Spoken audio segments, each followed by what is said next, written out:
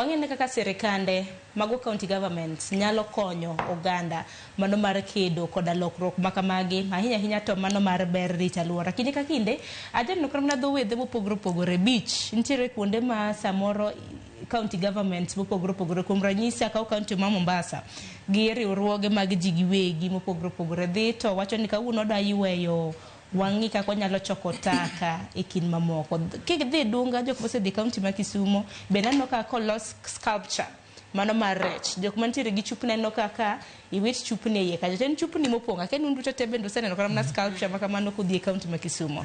Nyamori paro ni county governments nyalo timango mano mar ber alwora makuma gidaki.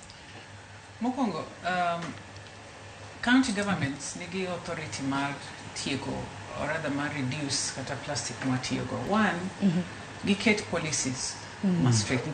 Devolution en gima ber motimre Kenya ka.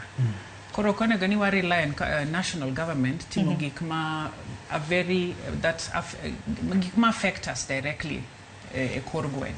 Koro number chiel and keto policies ma are strict but also friendly. Nikech kiketo policy ma strict ahinya tiyudo ka jibe gichako ginene gichako luor koro gilu to giyudo alternatives sechego chal kiketo ni ji nyaka chul tax ma ginene koro giluoro to gichako yudo yore moko nikech watch rita alwora ni and first of all en timbegi en ginene en timbegi en dwaro ni onge ngama bro nyise ni kisetieko onge ngama bro lui ni kisetieko tiyo gi sani luoki kata kisetieko gi plastic ikete dustbin mano gima dwarore. Koro first and policies. Second, mara ariyo onego county government otim seche magi luongo anyuola koro gi awareness ji mang'eny kia richo mag plastic ging'e ni ama tiyo go ta weto nawinjo kipenjo na chako chon kaneno ni ng'ato wito gari tane jam tadhi akaw wito plastic tadhi akaw tanyise ni wito gini alawe go kenda wuok aketo gine hazard tawuok tadhi tadwoke gache Wangari Maathai nowacho ni be the hummingbird kata ka tin matine matin koro dwaro awareness nikech ji mang'eny kia kata ni plastic te plastic mathoth mang'eny ma is it degradable, biodegradable, ma is no ngeni ging'eny nyalo yudo ni koro nitiyo gi chupa no binyalo tere kata recycling maybe not lid mar chupa ngeni ok nyal recycle chupa wuon tinyalo to koro kifuniko no unyalo timo gang'o walos county government be nyalo kuom mano ginyalo kawo youth and women kata youth gilos go gidene opportunities maginyalo yudo tich.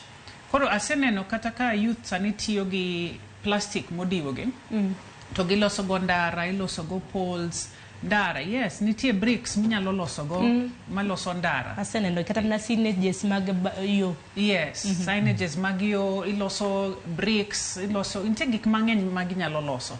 Kombe inyalo loso mesa from reusable plastic.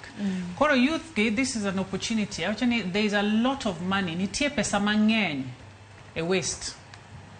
Koro kwang'eni ni waste is money. Nitie pesa mang'eny e ginene gik mwawitoge. Koro county government can encourage that, especially for youth and women, particularly youth.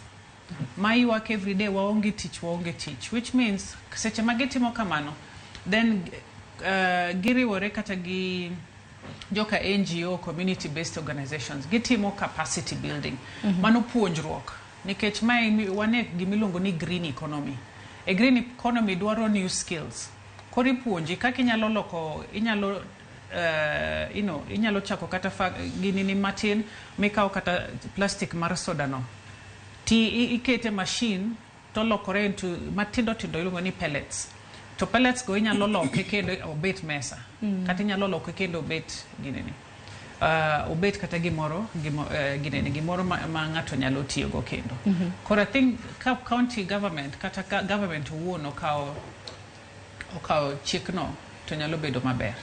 Koro one rita alwora, mar ariyo issue mar waonge tich, onge pesa, nie green economy ka, nie plastic, nie waste ka emanitie. To the world, sani kata piny mangima, ng'iyo kata wach. Nitie countries moko maonge, madwaro mana waste minenoni. Magionge gi magiwito. Nikech koro gidwaro gi import waste mondo gilos go pesa.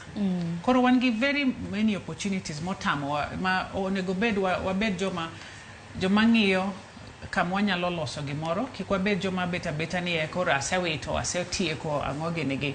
Let's be kaka owadwa wacho, innovative. Wangi opportunity ni kanye e iye ka.